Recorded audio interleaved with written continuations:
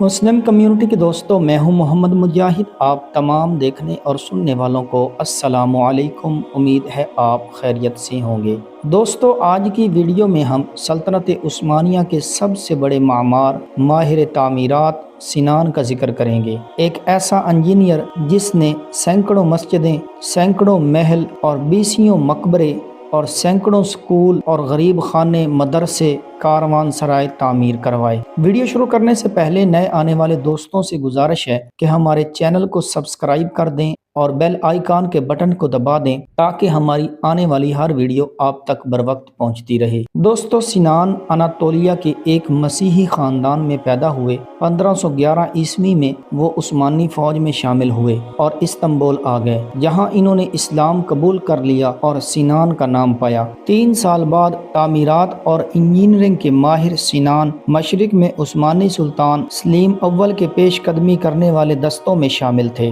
اور قاہرہ پر قبضہ کرنے والے دستے کا رکن تھے۔ اس فتح کے بعد سنان کو اعلیٰ ماہر تعمیرات مقرر کیا گیا۔ انہیں پیادہ افواج کا کمانڈر مقرر کیا گیا، لیکن ذاتی خواہش پر توپ خانے میں منتقل کر دیے گئے۔ 1535 عیسوی میں انہوں نے فوج کے لیے پل اور قلعے تعمیر کیے اور 1539 عیسوی میں پہلی غیر عسکری عمارت تعمیر کی، جس کی وجہ سے انہیں عثمانی چیف معمار بنا دیا گیا، اور اپنی زندگی کے باقی 40 سال انہوں نے اسی حیثیت سے گزارے۔ معمار سنان کی بنائی گئی تعمیرات میں 79 مسجدیں، 34 محل، 33 حمام، 19 مقبرے، 55 سکول، 16 غریب خانے، 7 مدرسے اور 12 کاروان سرائے شامل ہیں۔ اس کے علاوہ بے شمار فوارے، نالے اور ہسپتال شامل ہیں۔ ان کی بہترین تعمیرات میں استنبول کی سلیمانی مسجد، شہزادہ مسجد اور سلیم مسجد شامل ہیں۔ 17 جولائی 1588 عیسوی کو سنان خالق حقیقی سے جا ملے۔